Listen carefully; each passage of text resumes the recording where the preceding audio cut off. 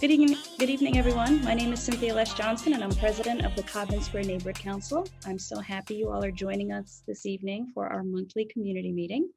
We're going to jump right into the agenda because we have a lot to cover.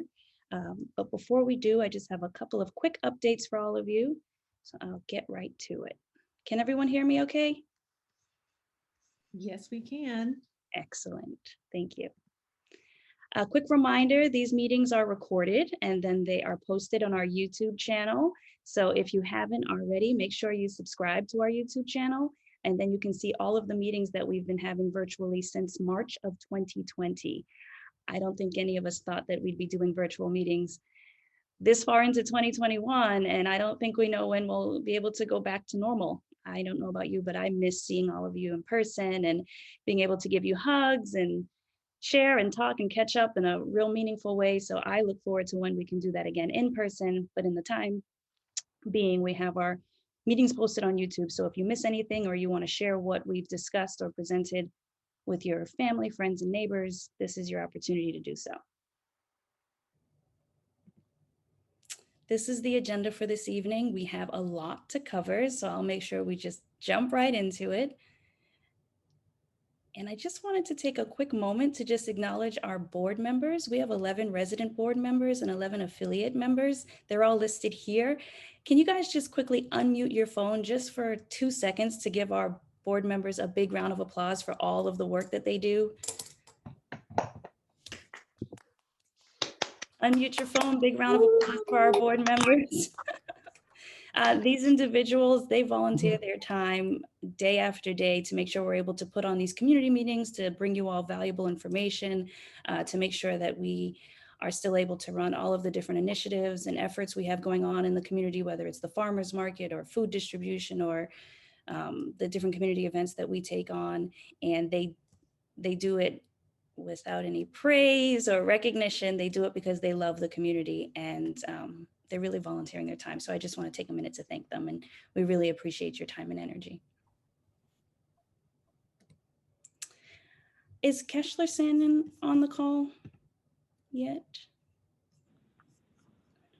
Yes, hello, can you hear me? Yes, hi Keshler. Did you want to give a quick update about Love Your Block?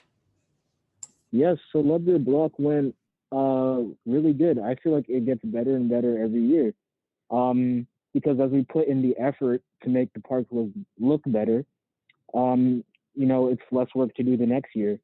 And so we were all discussing how more beautiful the park looked than last time. So much less litter, so many more kids playing. It was beautiful. And we had many people come out and help out. So, yeah. And Keshler, did you want to introduce yourself for anyone that doesn't know who you are? Yeah, sorry about that. My name is Councilor Stanton. I'm a Bold Team coordinator. I've been with the council for about 4 years. Thanks, Keshler. You can't see because we all have masks on. We definitely were cleaning and beautifying Dr. Loesch Family Park safely, but here's Keshler in orange right here. And we just want to thank everyone that came out. Here's some additional photos. It was a intergenerational effort. We have people of all ages beautifying the park, cleaning up, doing their part, and it was a really great event. So thank you all.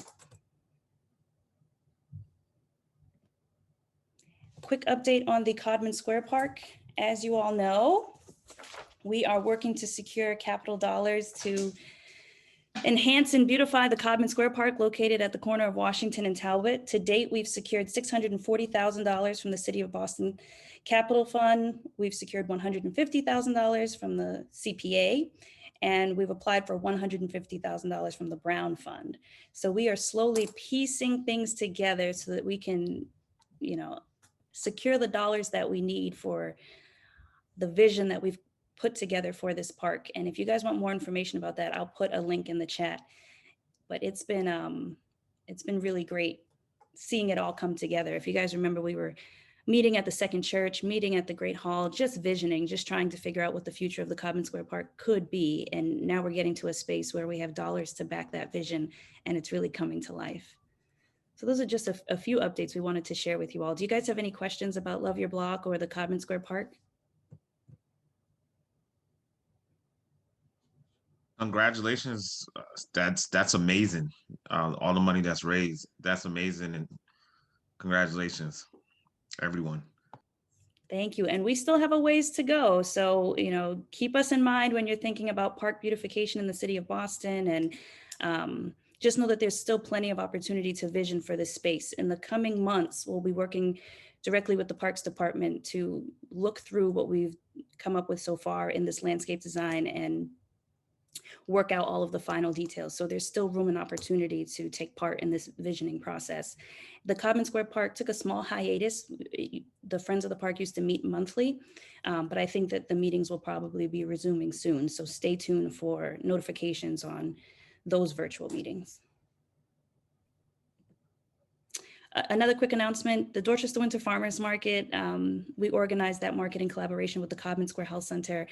We made the market virtual this year in order to allow for, safe access to fresh, local, organic produce. So we were having farm food delivered to our doorsteps.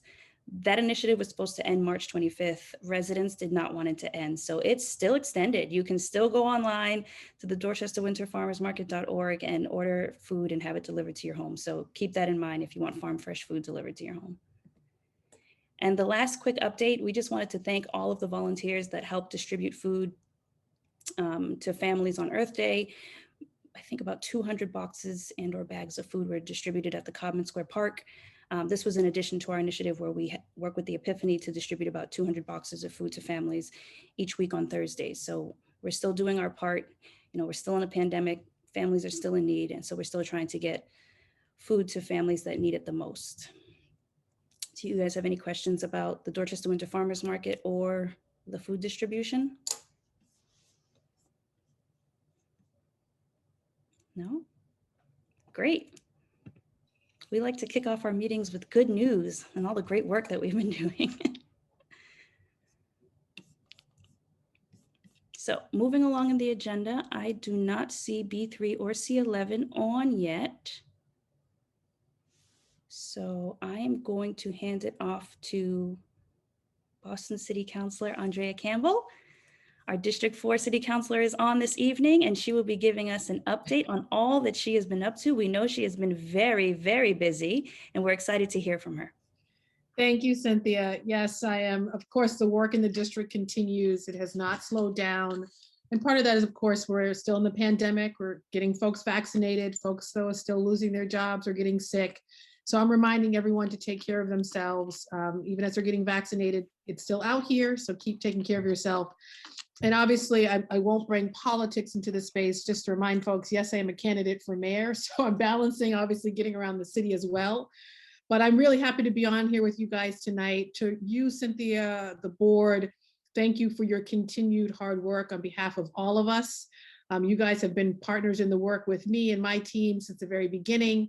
I have to acknowledge Ellie, I don't see you. I know Ellie, my chief of staff, who you all know is on here. And all of my other team members as well. We do this in partnership. And frankly, my team works really hard. So always want to extend gratitude to them.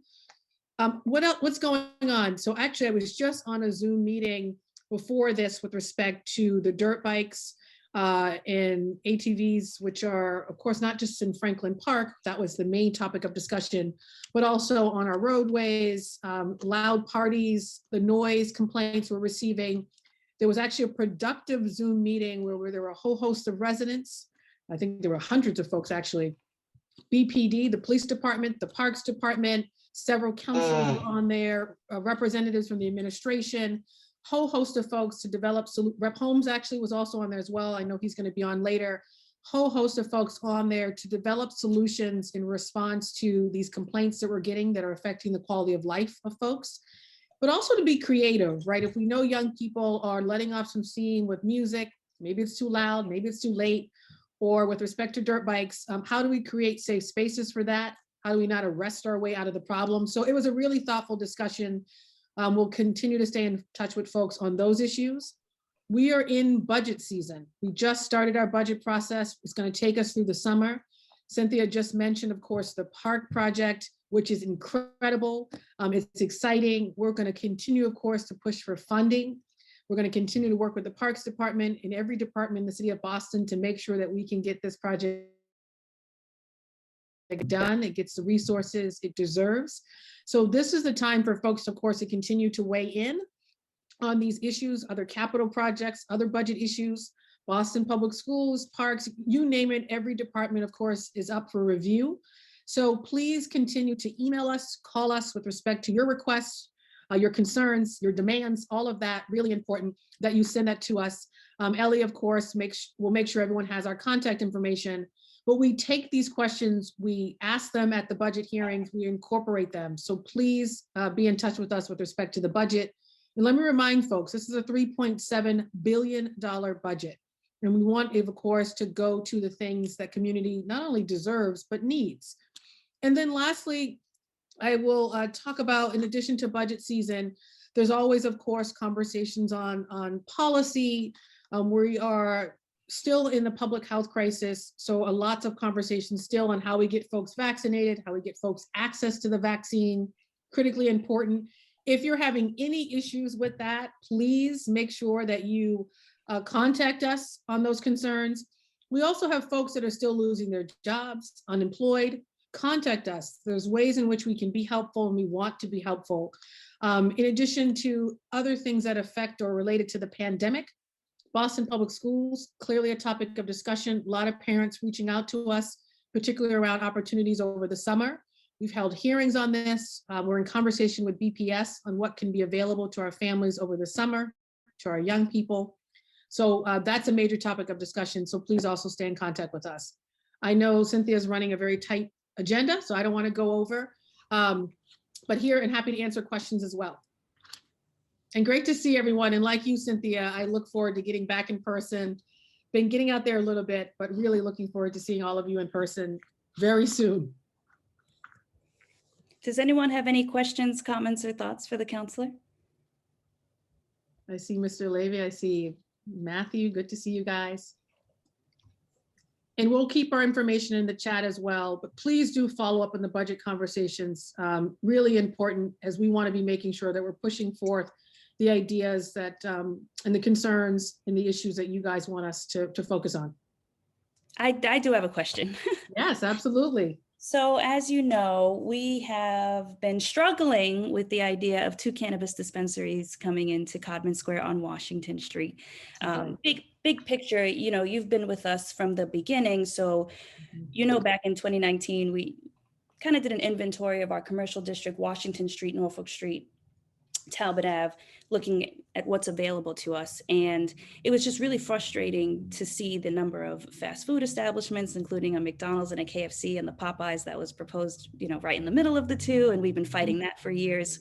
We're still fighting the Popeyes, but still fighting the Popeyes, thinking about the number of convenience stores with, you know, a lot of liquor licenses, a lot of tobacco permits in our community, thinking about just the health inequities that exist because of our built environment. So we're talking about obesity, diabetes type 2, asthma, heart disease, high blood pressure. This is not on accident. If you look at what's available to us in our community, you can see how these health disparities and health inequities present themselves. And so, you know, it was really hard for us to navigate the 2 cannabis dispensaries, because at the end of the day, we do support Black businesses having access to this emerging industry. We think that is very exciting. We just wonder why, you know, Codman Square ends up being the place where we have a lot of the same. And so 2 dispensaries within 400 feet of each other seems like a bit much for us. And so we're just trying to figure out, you know, what's the plan? What can we do here? What can we do together? Because this is not sustainable. We see the impact that it's having on our health and on our families. And then the pandemic hits us, and then we see how that's, you know, furthered the inequities in our community. And we need some help. We need to figure this out together. Thank you, Cynthia, for the question. And it has been challenging for us too. And I'll say not just for me, for my team as well. And I want to mention Dustin and CJ, who helped me navigate all of the applicants that come to our office. And as you can imagine, we get a lot. And the first thing we do, of course, is to go into the community to get a sense from residents, particularly those who live in the community, civic associations, their position on these dispensaries. Where it's been challenging is we've reminded folks that the city of Boston will have to allow 52 dispensaries. So I've been telling folks every neighborhood is going to see at least one. And so when we are engaging with folks in the conversation, we remind folks of that. We then look at all of the feedback we get with respect to an applicant. We of course encourage every applicant to go through a community process, to engage with residents, the civics, everybody, abutters, door knock, do whatever they need to do. We then take all that information, we review it. For some applicants, we have put letters of opposition. And those are applicants where literally everything we have received has aligned with total opposition or like 90% opposition. I think, maybe in one instance we did a letter of support, and that's where the applicant got maybe 90% of folks who were in favor. They did door knocking, they engaged with the civic, they had letters of support. Most of the time we do letters of non-opposition. And that is because we get applicants, and this was the case with these two applicants, where you have some civics who are in support, some civics who are opposed, some residents who are in support, some residents who are opposed. And rather than stand on one side, we usually do a letter of non-opposition. What was frustrating about this is in the middle of the normal process, there were some changes to the law, there were some changes to the process itself that allowed two applicants not only to proceed, but one to get ahead of the other. So it created some layers where one actually got approved first. We had a letter of non-opposition there. The other one that came later, I actually was shocked. I told, frankly, the lead applicant of that dispensary, you will probably get shut down because of the buffer rule. And because there's already a site slated to open up in Codman Square. And even though there are some supporters of yours in the Codman Square community that think you're a better applicant than the other one got there first.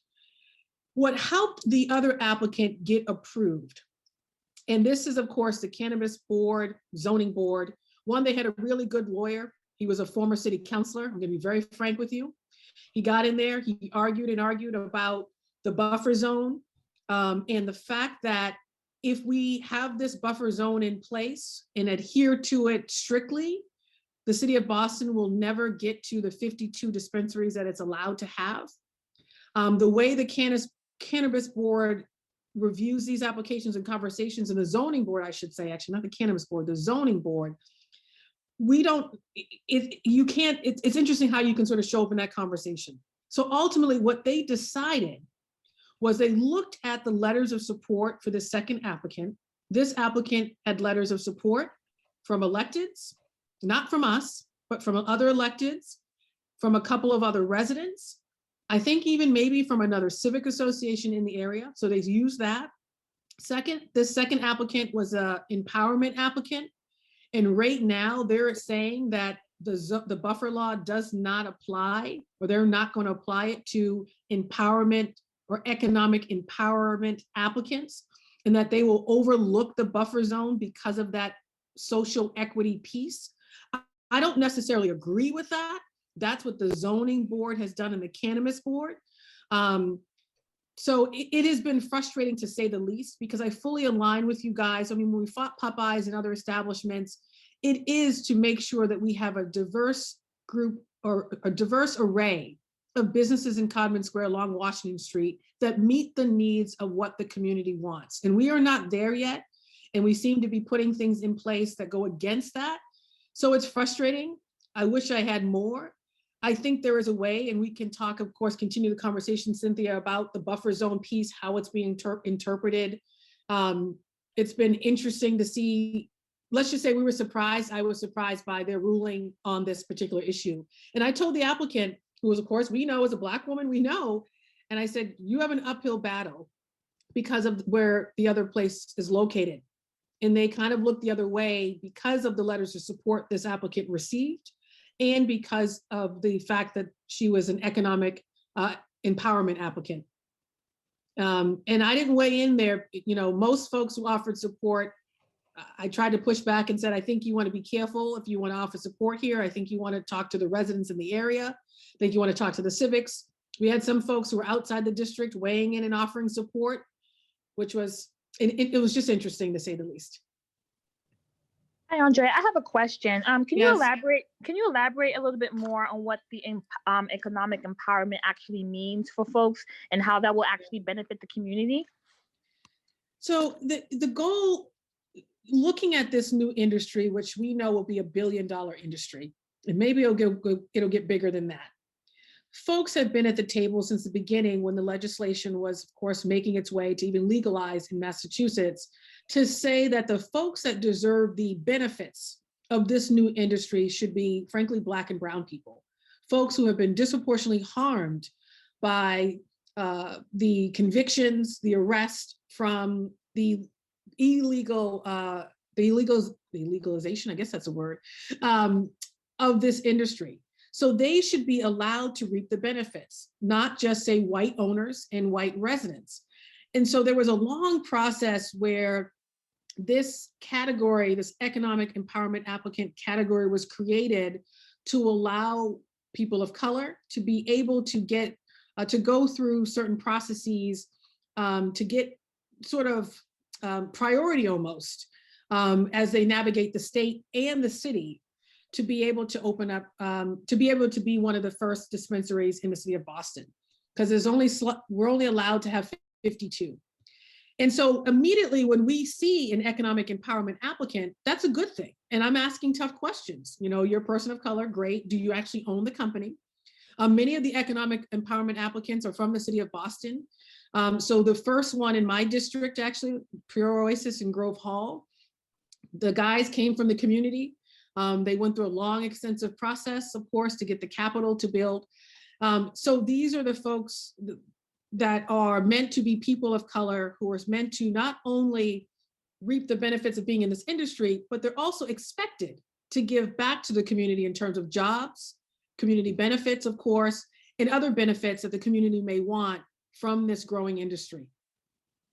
And it varies what those benefits look like depending on the applicant and the agreement they come up with the community as well as with the city. Other questions, comments, or thoughts for the counselor? I just wanted to add that we do not want 2 dispensaries on Washington Street within 400 feet of each other. And so we're trying to, you know, navigate this new industry in our community, and hoping it doesn't end up just like the alcohol, tobacco, and fast food that you see in our neighborhood, where we are overwhelmed with those things, but we can't seem to find one establishment where you can sit down and have a healthy meal with your family. And we're fighting for that. So hopefully you will see more of that, but it's because of a fight, not because, you know, the city's supporting us and helping us through that process. But, you know, as we know, we don't want these dispensaries. I also just wanted to highlight that some of our board members visited the establishment in Jamaica Plain, Seed. Have you had the opportunity to visit Seed? I haven't been there yet, but I've heard great things from folks who have, and been in contact with folks. And I actually have a classmate, former Latin school classmate, who is connected with that organization and trying to figure out ways in which to create creative community benefit ideas for a couple of other dispensaries in Mattapan, based on what Seed's doing. So we are trying to do our due diligence, because this is a new industry that we're all learning about together at the city, state levels. And, you know, we're trying to do our research. And this establishment, it's basically created a museum around the history of cannabis in this country. Very educational. I think it was curated by curators from the Museum of Fine Arts. That's right. They go on record really showcasing how they are an economic empowerment applicant. They showcase, you know, exactly how many women are owners, how many people of color are owners in the business. If you're going in there to buy your cannabis, you have to walk through the history, right? All the incarcerations, the truth behind cannabis in this country, all of the families that were broken apart. You're faced with the reality of what this substance has done for us to get to a space now where it's becoming legal. That's not what was presented to the Codman Square Neighborhood Council years ago by these applicants. And I think we are really going to see pot shops popping up on Washington Street, not what we saw at Seed. And so, you know, we don't know what will happen with these 2 proposals on Washington Street. We know they've been approved at the city level. We know that the state usually approves what the city has approved. So, you know, they could potentially move forward at that level as well. But we do need your help trying to figure out, you know, how do we make sure that these applicants are good neighbors? Yeah, that's right. Seed has done something special and different. That's not what was presented to us. And how do we get these applicants to see that they can be doing much more than what they initially presented to the community? Because it can be educational and it can be That's right. informative and it can be something that is a true benefit beyond just, another new substance in the community. And so we're going to need your help with that. I totally agree with you, Cynthia. And I have yet to to look at the museum piece, but that is the part that everyone says everyone should go visit. It's sort of the gold standard right now. And we'll continue to push these applicants who are open, frankly, at least I think, to doing more. And we can push for that. We can fight for that. But I will also say the other piece that makes it challenging. There were a lot of folks who reached out in support, who aren't a part of certain civics, who I think did some applicants did some engagement. So it was very mixed. And I think it goes back to that larger question of how we come together as a neighborhood, as a larger community, to really share in the vision and be aligned with, particularly when we're going to government, be aligned in our position and around, we want healthier foods, we want restaurants, sit-down restaurants, we want, of course, if it's a liquor license coming here, it's a license for a restaurant that is sit down, right? What is the vision for the community and how do we align all of ourselves? And that's been an ongoing conversation for sure that we need to continue to have. So we'll keep pushing, and of course, we'll stay in touch with you, and I appreciate your leadership in the board as well.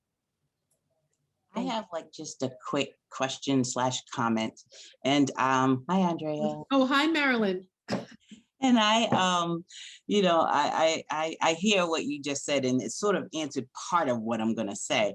I really have been struggling lately with how local government, after having community processes, just turn around and make a decision after there's big opposition to certain things, even development, communities will come together, the different civic groups, and everybody would decide, even with this dispensary. Well, and I understand that there are some supporters, and that's fine too, but when there's enough noise and there's already one, so I could see if you were fighting because there's none, right? But there's one. So if there's opposition to the two, then I can't understand why then local government would then go against that. BPDA they're known for doing stuff like that too. And so I think I don't even understand what is the point of having community process, having the community come together if we're really not being heard. Is it just for the sake of saying, well, there was a community process? So in the spirit of just being transparent, I just wish there was more transparency, and that, just don't say it just to say it. If you want to hear how the community feels, then, and you hear it, then it's okay, well, this is what it is. So, and that's no shade on you or anything like that. No, I totally agree, Marilyn, with you. And there has been a lack of transparency, and it continues to be. You're right about that. And particularly for some development projects where the whole neighborhood, we all stood up, and these projects went through. So clearly there's more work to do.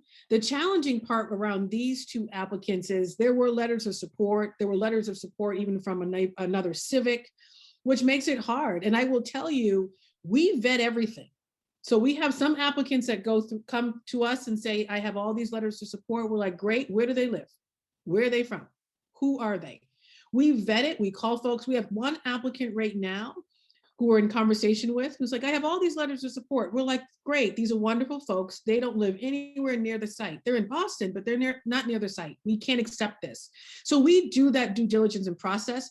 It is hard though, because there is these other layers when we do get letters of support, et cetera.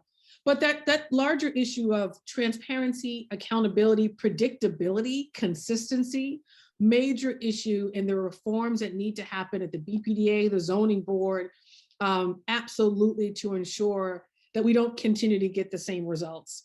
And so I absolutely agree there's more work to do. And this was a tough one for us too. A whole lot of work, because yep.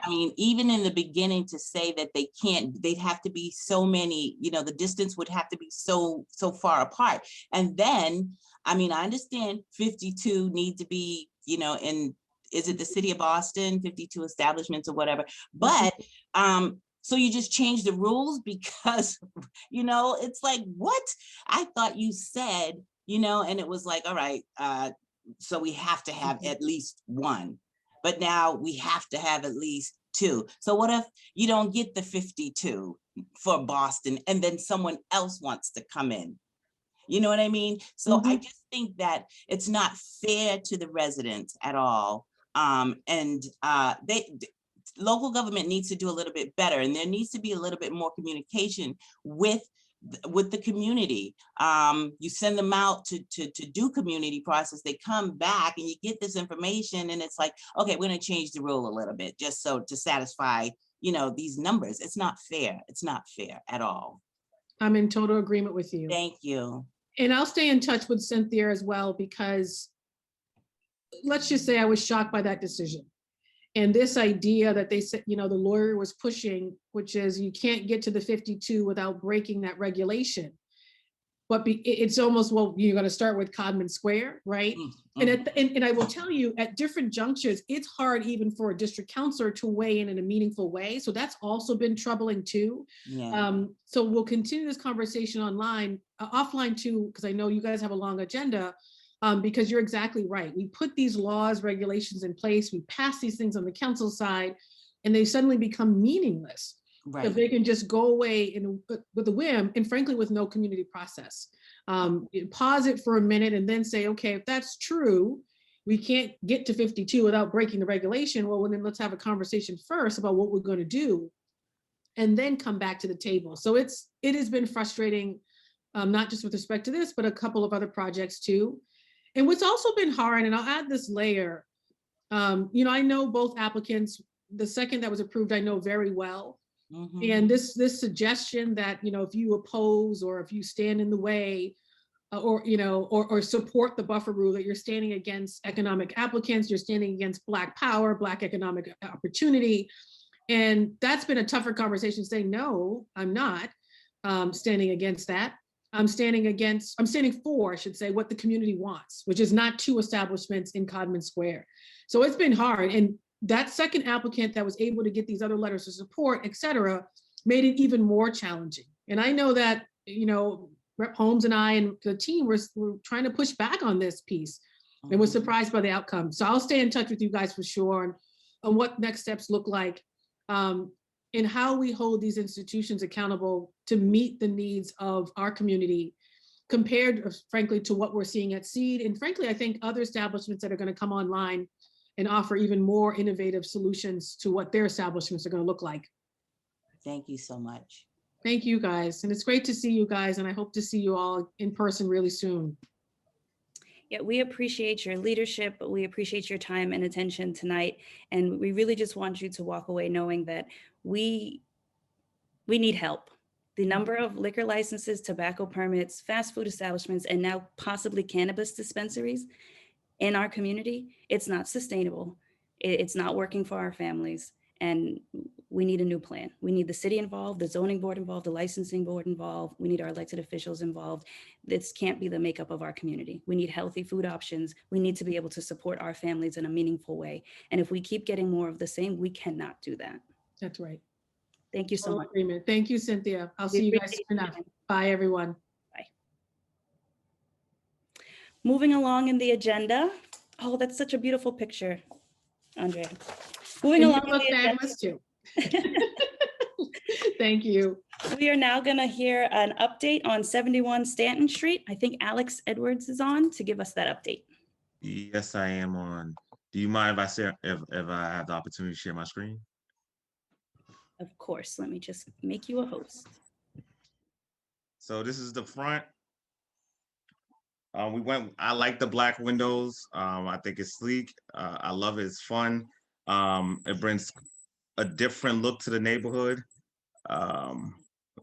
So open concept, living room, dining room, kitchen, in like one room. You can watch TV while you cook. You could entertain while someone's eating or relaxing or cooking.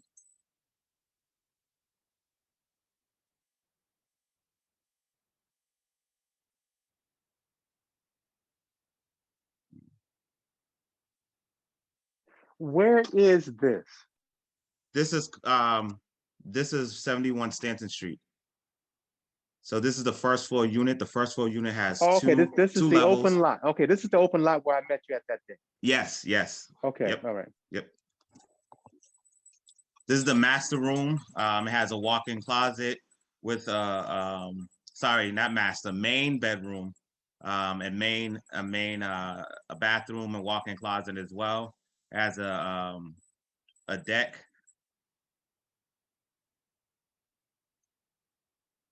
So you have to walk through your closet to get to the bathroom. I think that was pretty neat. So you get ready in one space.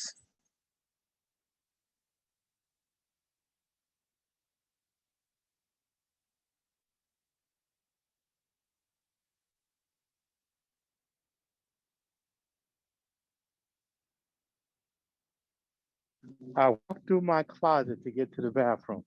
And so this right here, what one can achieve, a team could conquer. Carter J. Edwards. I copyright that in my son's name. A slogan we made up for Thumbprint Realty. I'll keep going. This is the lower level, the basement. Again, another hangout. So this is connected to the first floor.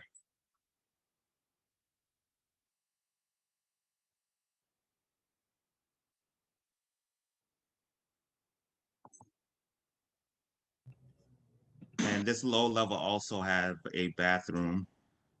Play cards, hang out, watch movies, relax, entertain, long day, invite family over.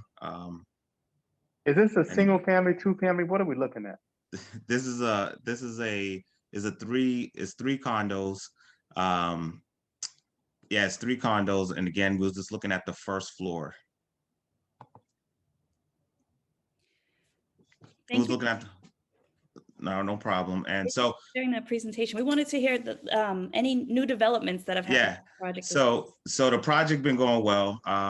We definitely did have a hiccup, and the community was on it. I know my phone blew up, and we got right back on track.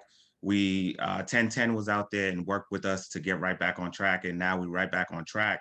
Right now we are moving to Windows, audio, and then fire, and then we're looking for a completion date sometime in fall. What was the hiccup? So the contractor lost the drawings we gave them, right? So they decided to go online and kind of print out their own drawings from old emails, right? They print out the drawings that was not stamped, right? So they went up a foot higher than they were supposed to. So the architect, everyone got together and came up with a plan, and the plan failed. So it shifted the house. And then we had to get a crane to fix the home back and get it stable again. Wow, I'm so glad you guys were able to get the project back on track. Was anyone hurt when that happened? No, no one was hurt. Like I said, the neighbors was on it. We live in, I mean, the neighborhood's great. The neighbors was on it. I think as soon as happened that morning, everybody and their mama was out there. No one was hurt, and everybody was involved to fix the problem. I'm so glad no one was hurt. Does anyone have any questions about the Carter? It's called the Carter, right? Yeah. Well, can I ask, why were the neighbors on a foot of house? Was it a foot off? It was leaning or something? It was a foot high, right? And then again, everyone came up with an idea. The architects, the contractors. No, I'm sorry. I'm asking, how did the neighbors know that it was a foot high, and that cautioned the neighbors? How did they know that was a problem? So that's what I'm explaining. So we try to fix the problem being a foot high. And then I said the architect came up with a plan, and we followed that plan. The next day, the home shift back. So it was really noticeable that the second floor was shift back a little. So that's how it was noticeable. Thank you. No problem. Other questions or comments for Alex? Hi, Alex. Are these affordable Condos? These are not affordable units. These are gonna be market units. So what are market units? The first floor, it's going to be probably around 600, and Is the that the one second, that comes with the basement? yeah, Okay. yeah, and then the second and third is going to probably be around 550-ish.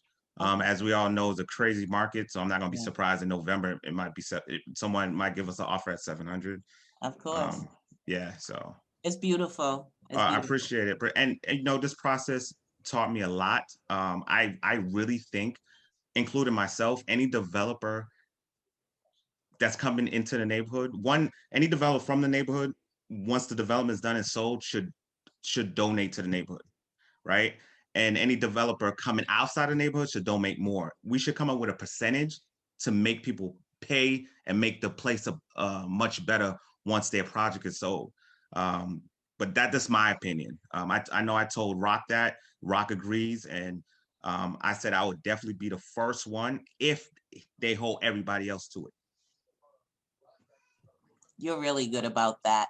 Yep. So one of the other community benefits is you have to come and remodel somebody else's home, and I'll be the first to volunteer at mine if that's what you want to do. As long as Alex, has the project changed at all from what was originally proposed to the council? I think you had said 3 family, 3 bedrooms, 4 parking spaces, solar panels, and green features. So the only thing that's changed, we had to take it off the roof garden. That had to, the neighbors was a little against that, invaded their privacy. So we took off the roof garden. Other than that, nothing has changed. And I think the only other question I had was, I'm so glad the neighbors stepped in to assist you and they were on site, and you've met with them too, just to give them the update that everything's back on track and you guys worked out all the issues. So the neighbor that's more vocal, unfortunately, we do not meet. We do not meet. I do contact everyone I need to contact, as in the association, 1010, just to let them know what's going on. But yeah, we don't meet per se. That's because you guys don't agree? Is that what you mean? I don't believe we don't have a good relationship. Okay, that's what I'm asking. No yeah, problem. We don't have a That's good what I'm asking. relationship. So. Any other questions, comments, or thoughts for Alex on 71 Stanton Street? Hi, good afternoon. My name is Nadi Vafoit. I am the abutter for 71 Stanton Street.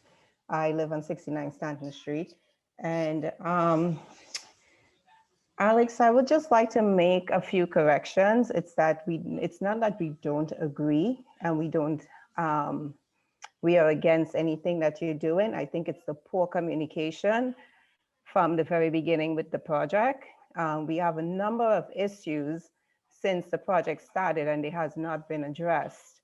The project is going along as normal, but our concerns are not being addressed.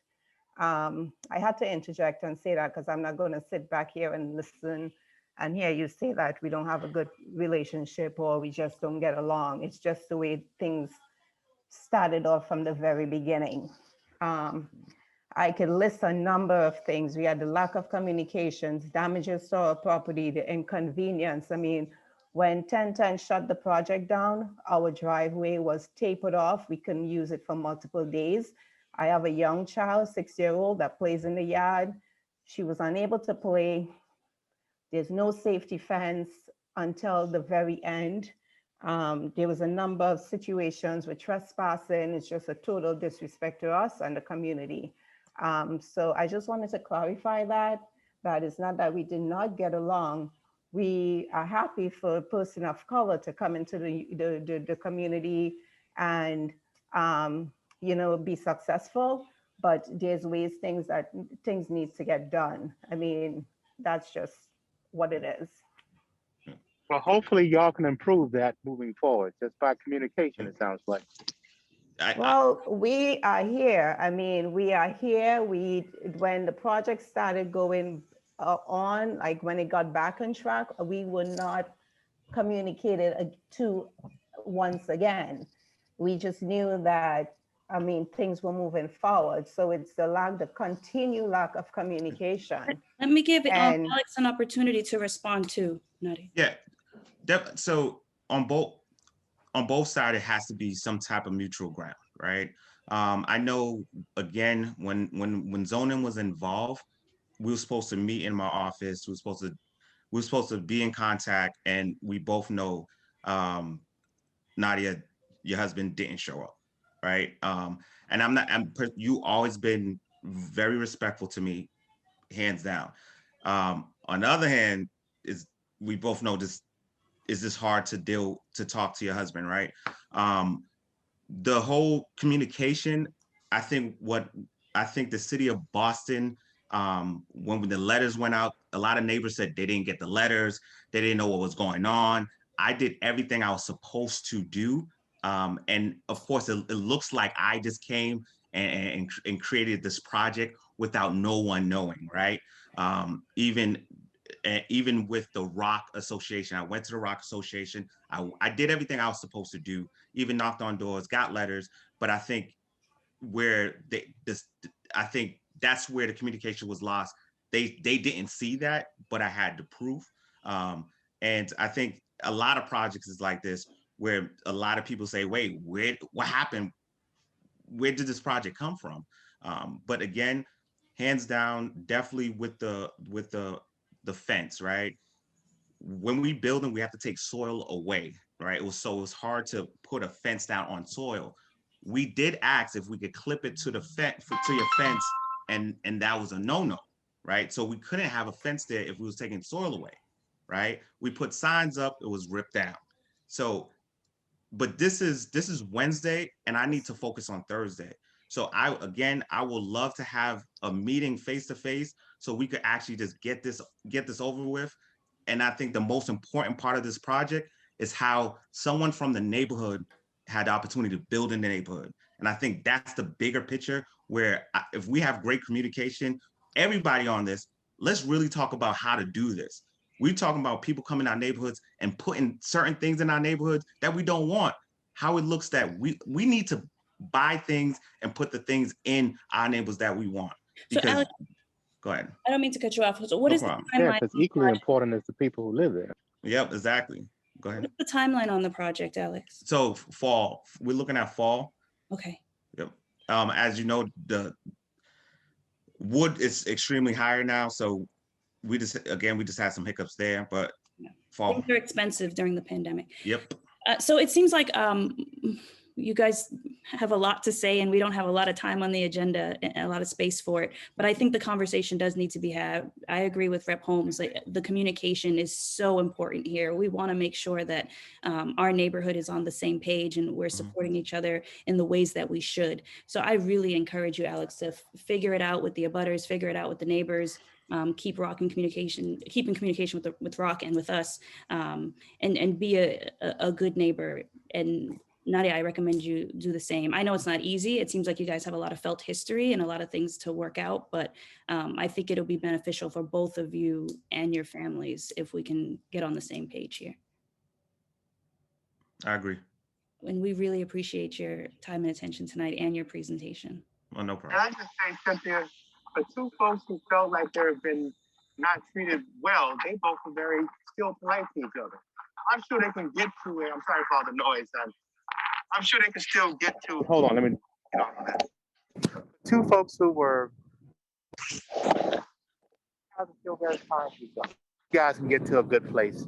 I think if you just try. We all have faith in you all, so keep us posted and let us know how we can support that process. Sounds good. We are here and we don't intend to move anytime soon. So we are right here. Excellent. Thank you so much for joining us tonight. Thank you. Moving along in the agenda, just a quick update on the police reports. I don't know if you guys know, but Sergeant Dunford is no longer with C11. I think it's Sergeant Tim Golden that's replaced him. Correct me if I'm wrong. So we need to reach out to C11 and get him on the agenda because we want to make sure we have our police reports. And also, I just want to check, is Nakia Jean Charles on? I don't know if I see her. I don't see Nakia. Okay, we'll jump around a bit. Do we Are have, you skipping me? oh, Officer Brewington, you're on. We're gonna hear from Oh, V3. I see? didn't even see you. Oh I my love this goodness. photo here, but I don't want snow. We'll now hear from V3. Officer Brewington is on, and we'll allow her to take the floor. Let me get rid of that snow, because, yeah. It was the only picture that I had that looked appropriate in my uniform, so forgive me for that. But you guys' area has been pretty quiet in the last 30 days, happy to say. There were only 7 incidents that required a police report. And out of those 7, 2 involved motor vehicle infractions. One was a sick assist, so that really leaves only 4 incidents that really required police assistance. On the 3rd of May in the park, there was a young boy from, I think it's Codman Academy, let me see. It's from one of the schools in the neighborhood, and unfortunately, he has special needs and urinated on the jungle gym. And one of the parents there witnessed it, was a little upset, rightfully so. But I think that the parent handled it the proper way, went to the school staff. The police were called. The police did speak with the child as well after a request from the school staff to try to encourage the child to reiterate the inappropriate behavior. But again, the child is on an IEP. He's got special needs, so it's kind of like, how much can you really do, right? But I say that because I know we get a lot of, red flags flying into the office when people see the cruisers over at the park there. So that was one incident on May 3rd. On April 11th, there was a shot spotter activation on in the area 69 Norfolk Street. Officers responded and nothing was found, which is a good thing. And the only other report that I pulled that I thought was a nice report from the officer's stance, there was a motor vehicle accident on Oakwood Street on the 30th, where the driver should have been cited for operating without a license because of the restrictions on her license. And instead of the officer citing her on the scene there, he did give her the opportunity to come to the police station with proof because she said that restriction had been lifted. She did come 2 days later, but she was unable to prove that it had been lifted. So it wasn't until that time that the officer had to issue a citation because of the damage that was done at the motor vehicle accident. So my brothers and sisters are out trying to do a good job, trying to make positive differences in our community. And I just thought that was nice of that officer, because I'm not so sure if I would have done that. And I think I'm one of the nicest officers, but it is what it is. I mean, it gave me something to think about, hopefully I don't have to encounter that, but if I do next time. Other than that, your area has been extremely quiet. So with that being said, are there any comments, questions, or concerns for B3?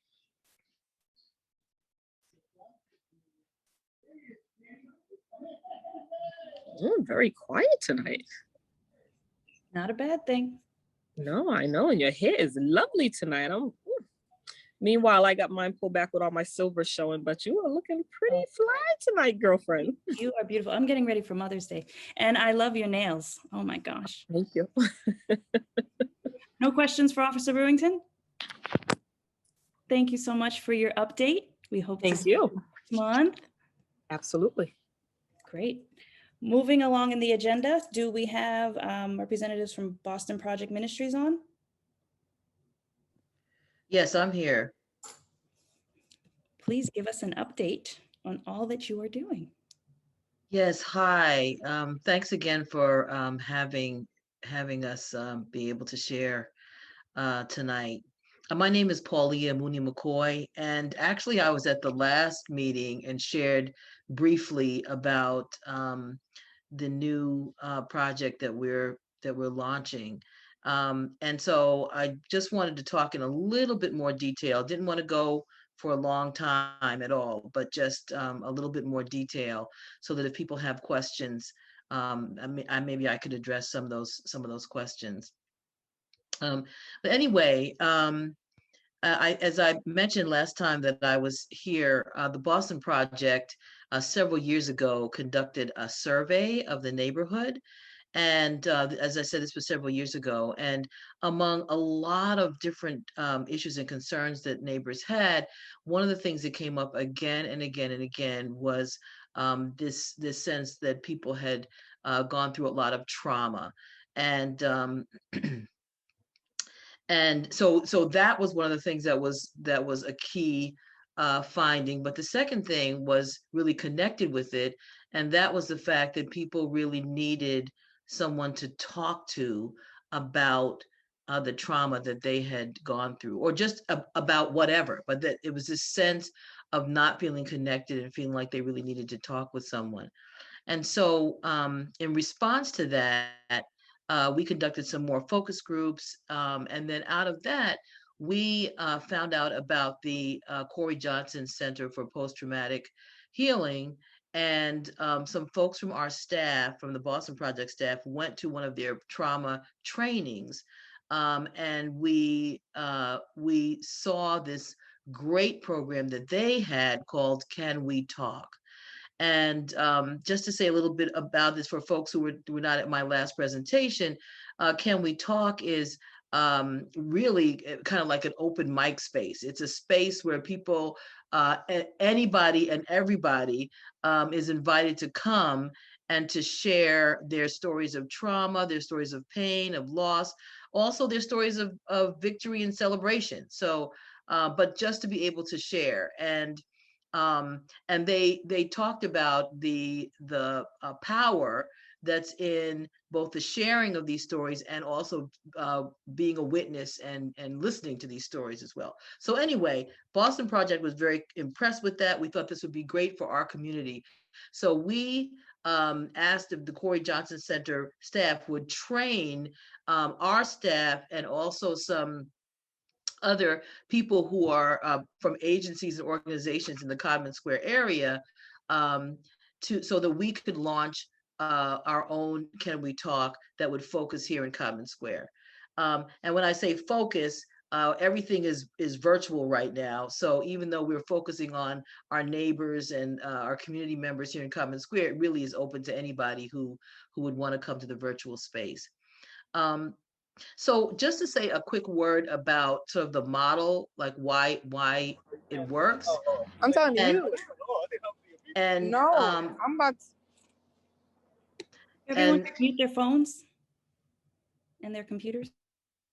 So it works on this, it's really an evidence-based model, and it works on this, this thought that trauma, when people go through trauma, they as many of us already know this, and you all probably know it a lot better than I do, but in our training, we talked about how, when we go through trauma, it's really this sense of loss, and loss of security and safety, loss of connection with ourselves, with our community, just this sense of loss of connection.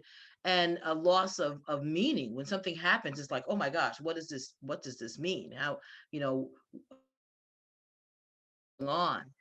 And so the Can We Talk is the kind of space where those kinds of concerns are addressed. So we provide a space where people can connect.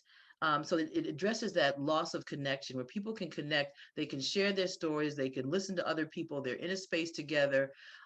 There's a sense of safety in that there's an agreement that what is talked about here stays here. This is a safe space where you can say what you need to say and not be judged. And it's a space where meaning is made again, because as we said, in the sharing of the story and the listening of the story, really you begin to put the pieces back together again. So so this is why we thought it was important to offer something like this here in the community. So we started in March. We had a March Can We Talk and an April Can We Talk. We're doing it every month, every second Tuesday of the month. We're having Can We Talk? It's from 7 to 8 p.m. And we use music, musicians, videos, spoken word, all these other kind of artistic elements to create this space and set the tone. We also have mental health professionals who are there. If people need more support, we can refer them to mental health professionals. And we consider ourselves to be really part of this network of folks who are offering support for people who have gone through trauma. And one last thing I just want to say is that in this community, we've all experienced trauma, but particularly this past year, this sense of lack of connection and sense of loss. And so we felt like this particularly was the time to really launch Can We Talk? So yeah, and again, you don't have to talk. You don't even have to turn your camera on. You could just come and be a fly on the wall. So I think we've sent out flyers before, but we could also send the latest flyer to you, Cynthia, and make sure you have the latest flyer with the link and everything on it that you can send out to people and people can share with their networks. Thank you so much. I appreciate that. This seems like a really phenomenal resource. Are there any questions, thoughts, or comments?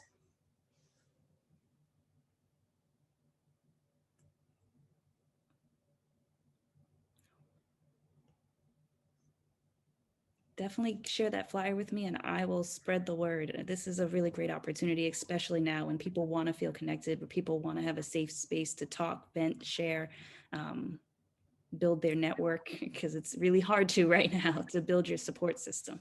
So we really appreciate your presentation tonight. Thank you. Thank you. We are now going to hand it off to anyone on the line that's representing an elected official's office. Just checking who's on. I see Brianna's on. Hi everyone. I don't have any updates, and I was like literally I had to hop to a meeting at 8 and I was a little late, but I wanted to hear the wrap-ups. But yeah, I just dropped my information in the chat to stay in touch with everyone and see how we can support, especially with the dispensary issue. And yeah, we definitely agree with, like, it's especially way too early to be breaking rules. It's like just not okay. So anything we could do to help in that space. Thank you, Brianna. And for those of you that don't know, Brianna Miller's from Councilor Michelle Wu's office. Anyone else representing an elected official's office? I don't see any. If not, I will hand it off to State Representative Russell Holmes. Good evening, everyone. Good evening. Good evening, everyone. How are you tonight? So I'm going to begin with where I believe that I unfortunately came in a little bit late because of the other meeting, where Councilor Campbell left off. Again, as you guys know, I call Ellie my boss. I think she's still on the line. We will tag team on this. I can tell you when the approvals for the 2 dispensaries were going through the process, I was calling the councilor, I was calling the mayor at the time, Marty, I was calling, of course, Cynthia was calling me, yelling at me. I was trying my best to communicate that this was not what we wanted, and heard very clearly from the process. I'm going to say also, let me step back for a moment, that the person who now manages this process, I find to be very capable, very professional, and very responsive. And so when Cynthia would call me, I would then reach out to her, Leslie, and she would be very, very, very responsive to answering the questions. And so my thought when hearing the counselor again tonight, I thought it might be a very good recommendation if maybe Cynthia sent me an email and asked if the person who now helps to oversee the cannabis board here in the city came and had a conversation and at least would brief, my recommendation could at least brief the group on how this could happen or why it did happen, so that it's not secondhand from me. I know I've said it multiple times, it's not secondhand from the counselor, but could walk through why the process when we believe we were setting up or the city was setting up this buffer zone, why that did not meet the requirements from a legal perspective, because she was very clear that it was a legal reason why they felt they had to make recommendations because of the fact that it shouldn't, she felt it was clear from the conversations and everything she sent to me that precluding someone because of this was not something that they could do legally. And if you guys don't think that's a good idea, I won't ask Leslie, but I believe an email from Cynthia, basically with whatever questions you have that I could forward over, or, or Ellie or me, someone we can forward over to her and then ask, can she come to a meeting? Do you think that would be productive or it's just a moot point? That's a question. Cynthia, you there? I'm happy to initiate the conversation. I just wanted to give other people an opportunity to Oh, okay. So, I was just trying to make sure I was being heard. I was like, am I talking to myself? You're definitely being heard. Yeah, I mean, I think this is all happening really fast. I think we're all learning together real time. And now we're learning that things can change on the fly. And so any opportunities for us to be educated on the process and put, a face to someone's name and hold someone accountable, we appreciate those opportunities. So I can definitely do that if everyone on the call thinks it's a good idea. Is my boss still on the phone? Ellie, is she here? Did she leave? I'm looking. I'm here. Okay. This All sounds right. like a great plan. We're on board here to help. I think it's a good idea. Okay. So Cynthia, if you don't mind, if you could send something to me and Ellie, then we can get Leslie in at your neighborhood meeting. I think, you can push, your group can push her as hard as I was pushing her, as hard as the council was pushing her, and then you can hear the answers we got and you can just kind of land and see how we got here. I think that's probably the most productive way. Excellent. You'll receive that email this week. Okay. And so that way I don't have to even spend my time on that tonight. So send it to me, we'll get her here, we'll move on. So I don't know, because the council was in the meeting that I was late arriving from. Did she talk about the other meeting? She did, Ellie? Now, can I just give my 2 cents? So I'm gonna just tell you, I know there's a city issue, but it's part mine as a state issue. So the issue is, what are we gonna do about several things? The motorbikes, just from the noise, just from the danger they have on the street, these boom boxes that people feel like they can just go in on Cummings and American and everyone else and just on Talbot Ave, and I should say Talbot Ave and American Legion just put up these big old boxes and just blast music at, whatever decibel they want at 2 o'clock in the afternoon until 10 o'clock at night or whatever time they want. And then just how do we have a friendly, enjoyable Franklin Park? And I think there, the whole conversation, most of the conversation tonight was about Franklin Park, but I kept trying to reiterate to folks, this thing is, you push someone from one place, they go to another, go to another. And so as a person who gets a phone call from some folks at 2 o'clock in the morning and get up and go out and try my best to deal with this at 2, 3 o'clock in the morning, I can tell you there were multiple times last year in the summer where I literally got up and was sending pictures to Marty, he was the mayor at the time, to Marty and to the commissioner saying, someone needs to come out here and do something about this. And so where I landed again was saying, last year, because of this, we were in the middle of this Black Lives Matter question and police relationship, one of the decisions that I heard tonight, and I want to just communicate it, is that I was very angry, particularly one night, and the solution was essentially, they outnumber us by hundreds. There were like literally hundreds of folks down Talbot Ave, all through that area. And they were like, they do not want to come in here heavy-handed. So the solution was, we're going to let them play their music. We're going to just block off the street to not let other people into this area. And then at some point, we're going to go down and just ask them all to leave, essentially let them blow off steam. They then went and took all the different license plates and things of that nature. And then they mailed tickets to these folks for noise and things of that nature. And what the police felt, and they articulated today, was that many of the folks who they got the tickets, because many of these people are not even from Boston, they got these tickets, and that encouraged them not to return to Boston. And they felt like they gave out many, many tickets, and that quelled them from coming back. My take on this, and I've told them this multiple times, is that in this environment, when you let people blast music until 5 o'clock in the morning, the neighborhood does not receive this answer as something that they were expecting. Meaning, my calls were, people were saying, no, what you were actually doing was proving that you, out of anger, was letting them play all this noise because you want to prove that we needed police. And so many people were saying defund the police. And I said, if they're going to do something like that again in the future, where the belief is that they're going to just let them blow off steam, one, that needs to be communicated very well to my community, because in fact, the tens and tens of phone calls that are happening, we actually expect to call the police and the noise goes away within 20 minutes. We're not expecting to hear noise still for another 3 hours. And so if they're going to make this decision, I was saying to them, it needs to be communicated and agreed upon with the community, because I'm still concerned that if you hear noise until 3 o'clock in the morning, from 3 o'clock to 5 o'clock in the morning, it's not going to be a solution that we're happy with. And so, and then the other thing that I would say that came out of the meeting was there was this whole piece that says, hey, we should find a place to let folks ride bikes and have a place where you can just go and jump and do whatever. And one of the things they said was Harambe Park. I'm like, no. I don't think Harambe Park is the place we think as a community you should go build something for bikes.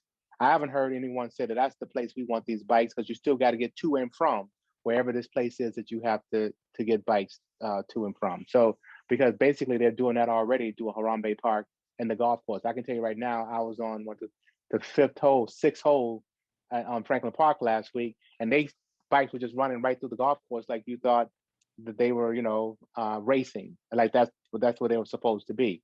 So I think you guys need to just make sure you're in these conversations, because of the fact that a solution, I don't believe a solution is to bring a bike park to Harambe Park. I just don't believe that's the answer. So I'll stop there and see if there's any other statement before I go to the next thing.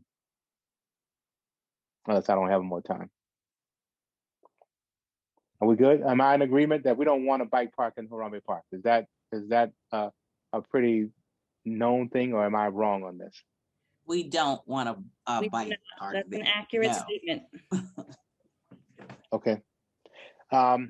And so part of the problem still is, can I get a sense of where the community is on enforcement? Like, how heavy-handed?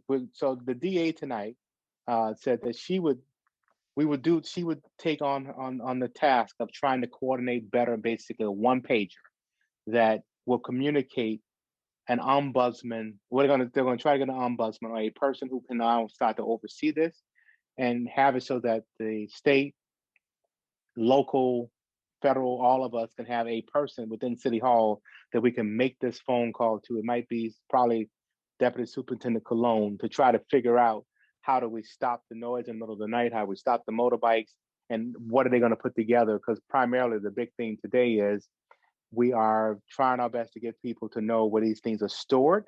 And when they are stored, that has been the answer for how we're trying our best to get these bikes and get them off the street.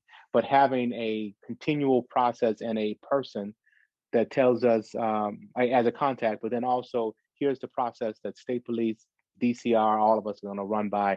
I'm hoping that she gets that to us in the next week or so, that then we can start to disseminate that to the community. Because I think so much of this is you and police and community have an expectation for what's going to happen with the noise, and what's going to happen with the fireworks, and what's going to happen with the bikes. I mean, I think we need to all kind of have a sense of what to expect from the police. In this new environment where we're trying our best to balance some folks saying they don't want to call the police because they don't want some altercation, but then other folks saying you better call the police every single time I hear noise, and that's still coming from our community, and both folks trying to both folks are yelling at me. Why are you calling the police? And then why don't you call the police? We need to come to some agreement on this conversation. I have a And question. so, yes, ma'am.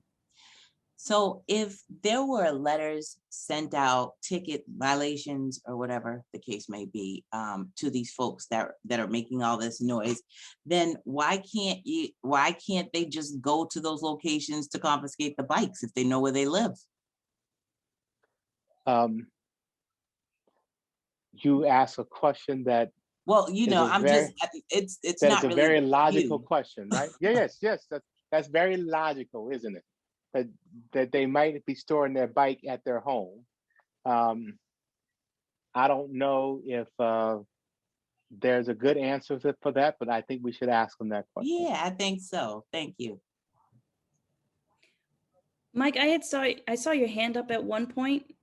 Did you have something you wanted to say, or were you agreeing with Rep. Holmes? Just agreeing.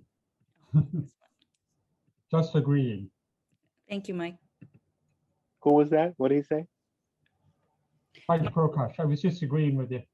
Oh, I see. Just agreeing, you said. Okay. Yeah. So just know we're trying to get in front of this now. So Deputy Superintendent Cologne called me a month ago and said, Rep, we need to start organizing. And thankfully, we had one of those organizational meetings tonight. And I we don't want to be on July 4th dealing with fireworks the way we've dealt with them for the last 3 years. So please join those conversations. And what we said tonight is we just need to get it out more, that when these conversations are about to happen, that everyone joins in and are able to bring, like Marilyn's point, what she just said. Excellent point. If you know you gave out the tickets, then go to that same place and see if we can confiscate the bike. What a great point to make. And I'm sorry I took 15 minutes, 13 minutes, but I'll shut up. I know you're done in 7 minutes, but thank you again for giving me time as you do each month. I really appreciate it. Thank you so much, Rep. Holmes, and we appreciate you giving us real-time updates, and you're here every single month. We are so grateful for you. Were there any quick questions for the state rep before we move to the announcement? Give me a question. You know I like questions. No? You guys do know about Tina's walk on Sunday, right? We all on Mother's Day walk. Mother's Day Peace Walk. So let me just say, there's a very sad event tomorrow evening that I'll be at. I don't know if you guys have been following, but there's a young lady out in Hopkinton who was found dead after some altercations. Just know I am trying my best to keep that situation tempered.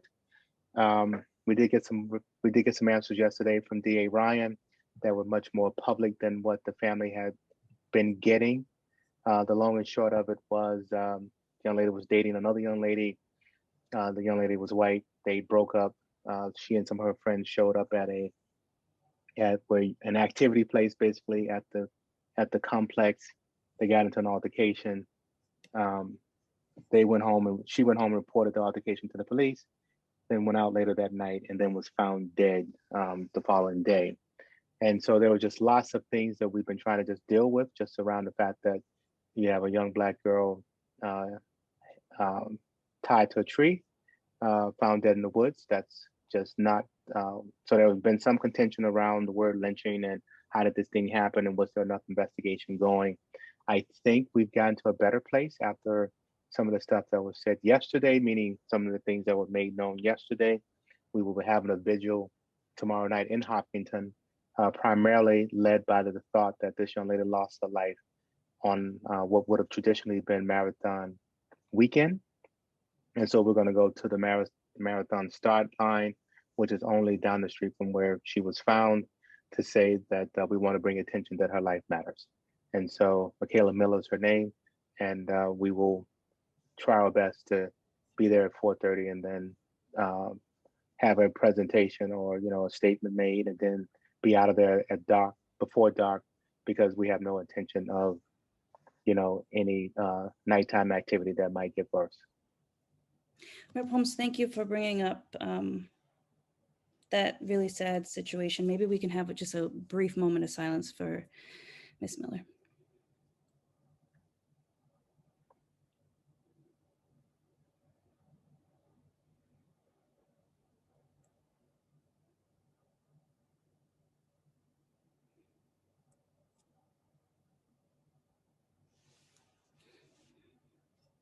Thank you. And her mother's name is Miss Struthers. So if you want to keep her in prayer, that would, and of course, I'm gonna try my best to encourage her to come to the walk on Sunday. Excellent. We appreciate all that you do. Thank you. Okay, we're now going to move into announcements.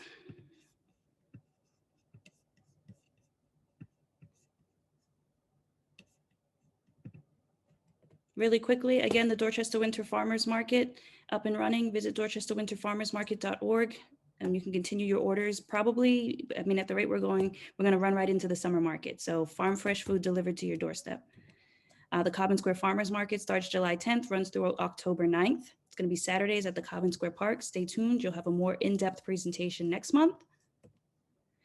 If you guys don't know, on April 27th, there was a meeting with regards to the Codman Square branch library. There's going to be an entire study taking place thinking about what we want to see at our branch. So really, like, are we demolishing the building? Are we expanding the building? Are we putting housing on top of the building? There are just a lot of ideas being thrown around, and this is the space where we can actually share what our concerns are, what we would like to see, and do some real visioning. So I'll put the link in the chat.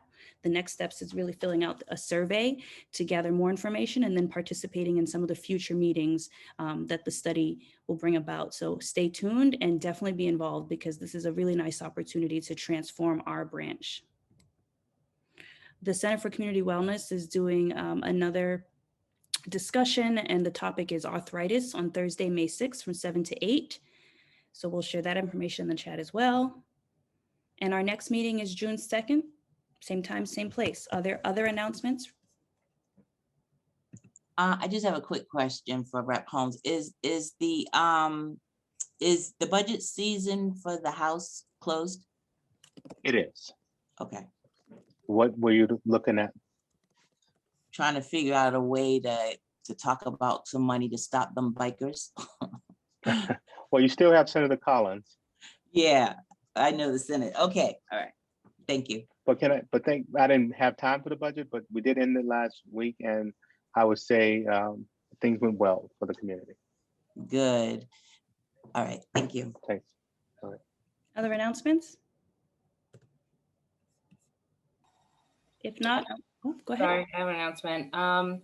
So the Codman Square Neighborhood Council, we are planning a neighborhood yard sale.